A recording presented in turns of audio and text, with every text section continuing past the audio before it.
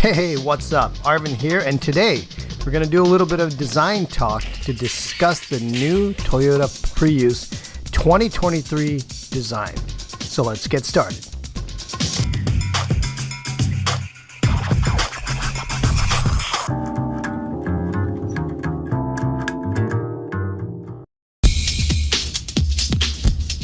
What is up? Arvin here, and welcome to Driven to Draw. Today we are going to engage in some design talk as we analyze the new 2023 Toyota Prius design. This design is quite simply outstanding, and I'm going to discuss what makes this design a winner and how it compares to its predecessors and what they did to improve it. So let's get it on. Alright, now so before we even get into why the new Toyota Prius is looking so good, we need to really understand why did it look so bad? Wow. Here we've got, I think, the 2022 Toyota Prius. On the side view, when you look at it, for instance, the stark differences between the 2023 and the 2022. So you'll notice right here is you've got these tiny little wheels. I mean, it literally looks like a car on roller skates. Okay, you got a much larger daylight opening, which is this, than you have on the 2023. And one of the things I'm really going to focus on is just the amount of design details here. You've got this surface transition here into the rear lamps. You've got this. This isn't too bad, this one right here.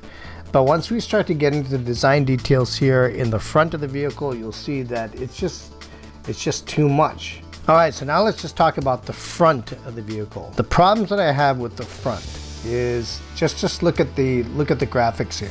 If you're looking at the front here, it is really complicated. I mean, you've got this grille that is taking up all this real estate, 75% of the front. That's huge. I mean, that's a lot. And it's not just the fact that it's taking up a lot of space, it's the shape in itself. So you've got so many complicated shapes here, all these different shapes within this shape. You've got another breakup here, you've got your badge, and you've got all these multiple little surface details here throughout the grille. Then you've got another separation here in the bottom, and you got another surface transition here. It's just overwhelming. This is what we call, over designing something. You're just putting so many details that it's really hard to kind of appreciate one of them. I'd also argue that the shape in itself that they're using, there's not a lot of unity in the entire design here. In addition, these transitions they're okay here, but you've got like this vertical LED lamp here, and then all of a sudden, bam, you got another one here. And these two, they don't even relate to each other. And then you just join them here with this bezel that's kind of connecting them all together. And then you've got another separation here, and then you got this whole surface transition here, and this transition here. And so what happens is that you've got so many things for you to look at that it gets really confusing, at least to me. It's just kind of my opinion. And then on top of that, you've got all these multiple LED lamps. I bet the visibility on this car is probably outstanding at night. Now when we get to the rear, it's pretty much the same issues here. You've got this surface transition here, so you don't have really a clean surface that's going across. But then once again, you've got all these complicated surfaces through here, which really makes the entire design sort of busy. But when you have all these elements, there's just too many things to look at, and it's really hard to appreciate the design from that standpoint. Now, contrast that, we're gonna show you what they did correctly on the 2023.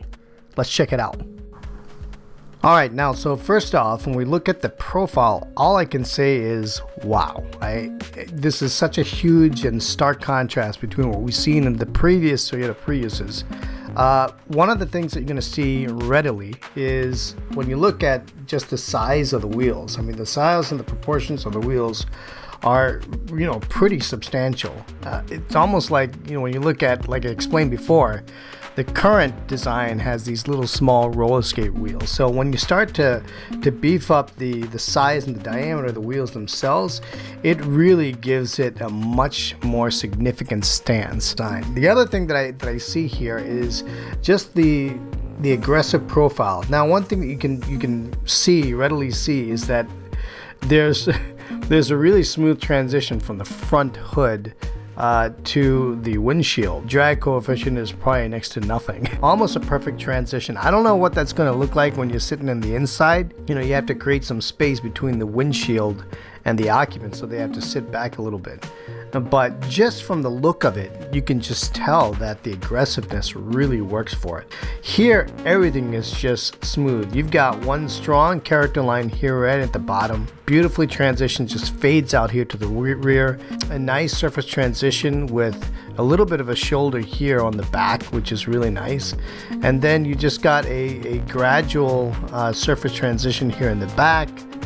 Now, the next thing I want to talk about is the wheelbase. Now, what they've done here is extended the wheelbase from what it previously was before. But by extending the wheelbase, it just brings an extra level of seriousness to this, because now you've got more packaging room, you've got the larger wheels, you've got a longer car, and it just seems so much more substantial and significant. But it's going to draw more customers in because they're going to get a sedan that looks just incredible. You don't have the range anxiety either. They've made a lot of improvements and corrected a lot of the older issues that they had previously. Alright, so now we got the 3/4 view, and I gotta tell you, this is an awesome 3/4 view, so let's break this thing down. So one of the things that I find that's really impressive is just the graphic that they've got from the front to the back of the roof line. This roof line seems to be all glass, so you basically have what it seems like here, a larger panoramic to the rear of the vehicle.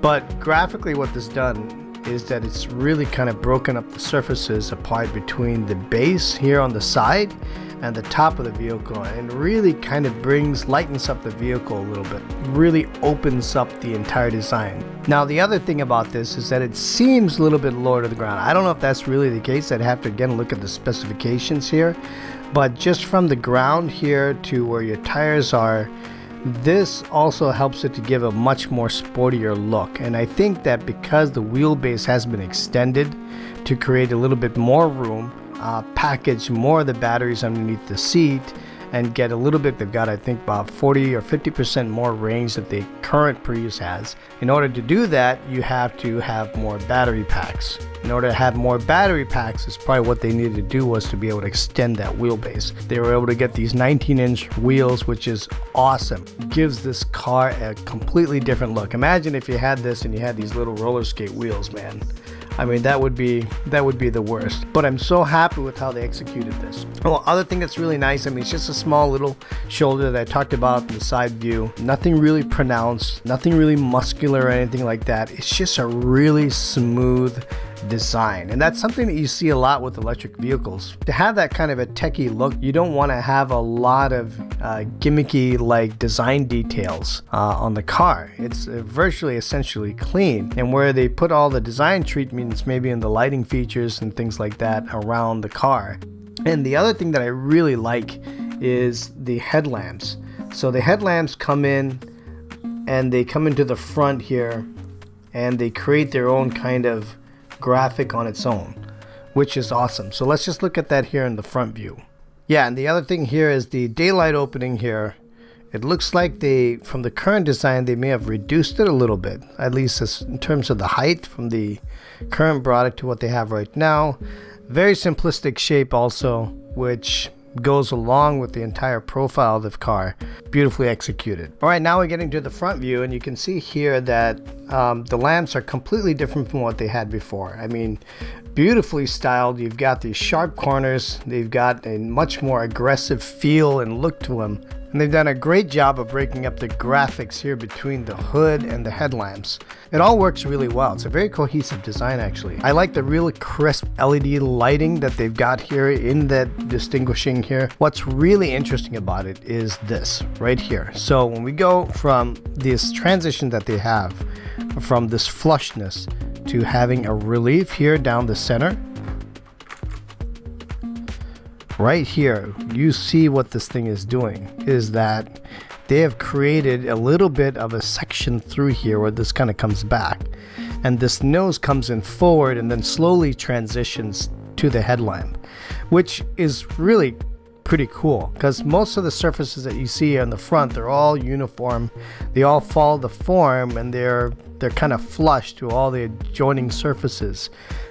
For this particular one, they chose to add this kind of a relief, and it brings a little bit more attention just to that particular area of that surface, which is really cool because it's not overdone, right? You can do things that are really overdone and overcomplicated, and that's why I'm really surprised and delighted with how they've executed it, because on the previous Toyota Priuses, like you've seen, is you see a lot of busy design details, and it's really hard to kind of focus on one particular one, and there's no unity.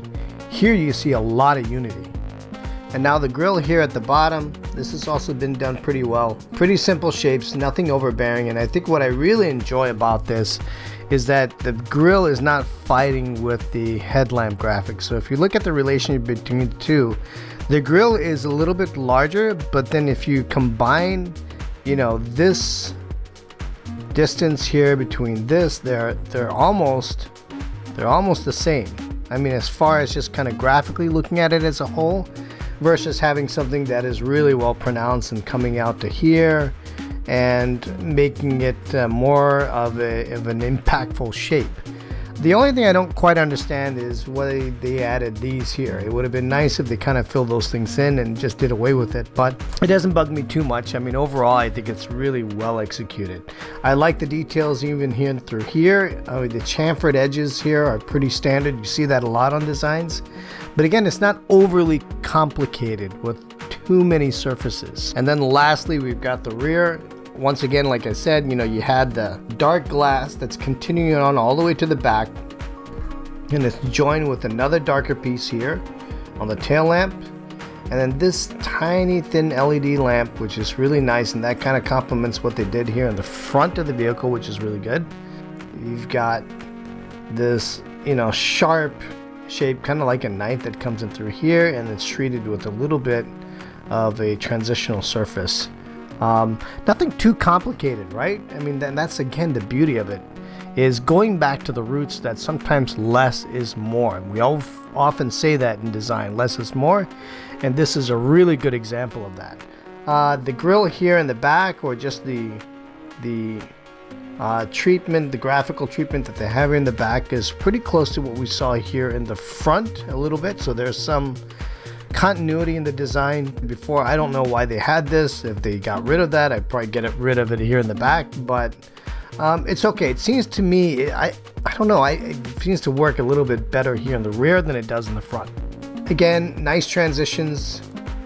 We got some of this basic stuff that we've seen here in the past. Keeps the simplicity on the front and the back, on the side panels, and I think just having one or two details like this, really smooth, well executed design. Great job, Toyota.